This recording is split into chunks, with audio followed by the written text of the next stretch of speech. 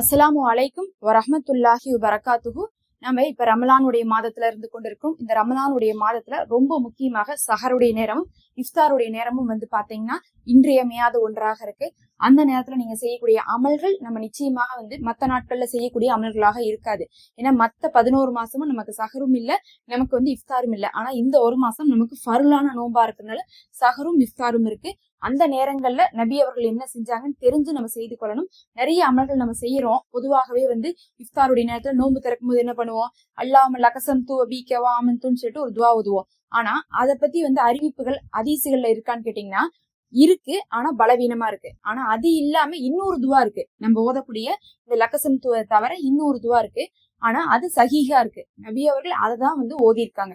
அதை எப்ப ஓதி இருக்காங்கன்னு பாத்தீங்கன்னா நோன்பு திறந்த கையோடு ஓதி இருக்காங்க.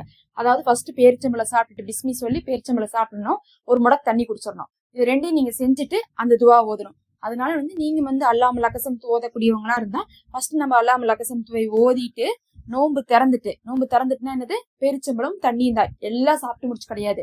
ஒரு பேரிச்சம்பளம் சாப்பிட்டு ஒரு முடக்கு தண்ணி குடிச்சோன்னுமே இந்த துவா ஓதுங்க. இந்த துவா ஓதிட்டு உங்களுடைய தேவையை கேட்டால் தேவை அப்படியே நிறைவேறும்.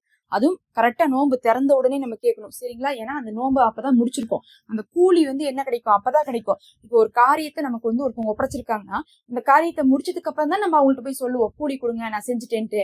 அந்த மாதிரி அல்லாஹ்ட்ட நம்ம நோன்பை முடிச்சது இஃப்தாருடைய அந்த உணவை சாப்பிட்டதுக்கு பிறகுதான். அதனால அதாவது அந்த பேரிச்சம்பழம் சாப்பிட்டதுக்கு பிறகு இதை ஓதுங்க. தஹப லமஉ வபுத்தல்லத்தில் ஹுருக்கு வஹபத்தல் ஹஜ்ரு இன்ஷா அல்லாஹ். இதைதான் ஓதணும். இதுக்கு அர்த்தம் என்னன்னா, தாகம் தீர்ந்தது, நரம்புகள் நனைந்தது, கூலியும் உறுதியாகிவிட்டது, அல்லாஹ் நாடினால் அப்படின்னு அர்த்தம். அப்படின்னா நம்ம என்ன பண்ணிட்டேன், தாகம் தீர்ந்துருச்சு, என் தாகம் தீர்ந்துருச்சு, நான் காலையில இருந்து உண்ணாம நோன்பு வச்சிருந்தேன், அந்த தாகத்தை இப்ப நான் நோன்பு திறந்துட்டேன் அப்படின்னு சொல்றோம். அந்த தாகம் தீர்ந்தனால என்னாச்சுன்னா என் நரம்புகளும் ஈரமாயிருச்சு அப்படிங்கிறோம். ஏன்னா நம்ம காலையில இருந்து நோன்பு வச்சிருக்கனால உடம்பு ஃபுல்லா நரம்புகள் உள்ள இருக்க விஷயங்கள் அப்படியே காஞ்சிருக்கும். அது அப்படியே பாத்தீங்கன்னா ஈரம் இல்லாம இருந்திருக்கும். அது இப்ப அந்த தாகம் தீர்ந்தனால என்ன ஆயிடுச்சு, அது ஈரமும் ஆயிடுச்சு. அதுக்கு பிறகு நம்ம என்ன சொல்றோம்னா, அப்ப என் கூலியும் உறுதியாயிடுச்சு, நான் என்ன பண்ணிட்டேன், நல்லபடியா நோன்பு வச்சு முடிச்சிட்டேன். அதனால அல்லாஹ் நாடினால் என் கூலியும் உறுதியாகிவிடும், அல்லாஹ் நாடணும், கண்டிப்பா இந்த நோன்பு ஏற்றுக்கொள்ளணும் அப்படிங்கிறதை சொல்றோம். இதுதான் நபி அவர்கள் நோன்பு திறக்கும் போது பேரிச்சம்பழமும் தண்ணியும் குடிச்சிட்டு சொல்லியிருக்காங்க. நீங்க ஒரு மடக்கு தண்ணியை குடிச்சதுக்கு அப்புறம் இதை ஓதிருங்க. இதை அரபிலேயே மனப்பாடம் பண்ணுவீங்க. ஒருவேளை உங்களுக்கு அரபி வரலன்னு வச்சுக்கோங்க, எனக்கே சில டைம் ஓதிக்கிட்டே இருப்பேன், டக்குன்னு பார்த்தா அரபி வராது. முதல் நோன்புக்கு பார்க்கும் போது பார்த்தா எனக்கு அரபி வர மாட்டேங்குது. அதனால நான் தமிழ் ஞாபகம் வச்சிருப்பேன், அர்த்தத்தோட தான் எப்பயுமே ஓதுவேங்கிறனால அந்த தமிழ் மட்டும் ஓதிப்பேன். தெரியாதப்ப நம்ம தமிழ்ல கூட என்ன பண்ணிக்கலாம், தாகம் தீர்ந்தது, நரம்புகள் நனைந்தது, அல்லாஹ் நாடினால் கூலியும் உறுதியாகிவிடும் அப்படின்னு சொல்லிவிட்டு நீங்க துவா செஞ்சுக்கோங்க.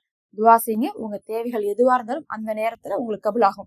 நம்ம எல்லாரும் கேள்விப்பட்டிருக்கிறது சஹர் நேரத்துல கபுலாகும், இஃப்தார் நேரம் அப்படிங்கிறது நோன்பு திறக்கிறதுக்கு முன்னாடி கபுலாகும் சொல்லி நம்ம கேள்விப்பட்டிருக்கோம். அது ஹதீசுகளையும் வந்திருக்கு, சஹர் நேரத்துல துவா கபுலாகும்னு சொல்லிட்டோம்.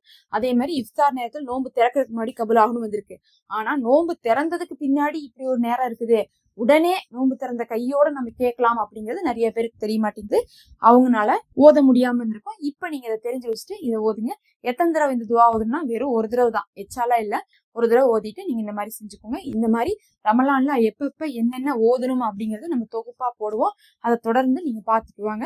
உங்களுக்கு தராவீஹ் தொழுகிறத பத்தி தெரியுமா, இல்ல எப்படி தொழுகணும் வீட்டுல அப்படின்னு சொல்லிட்டு கேட்டா அதுக்கும் நம்ம வீடியோ போடலாம்.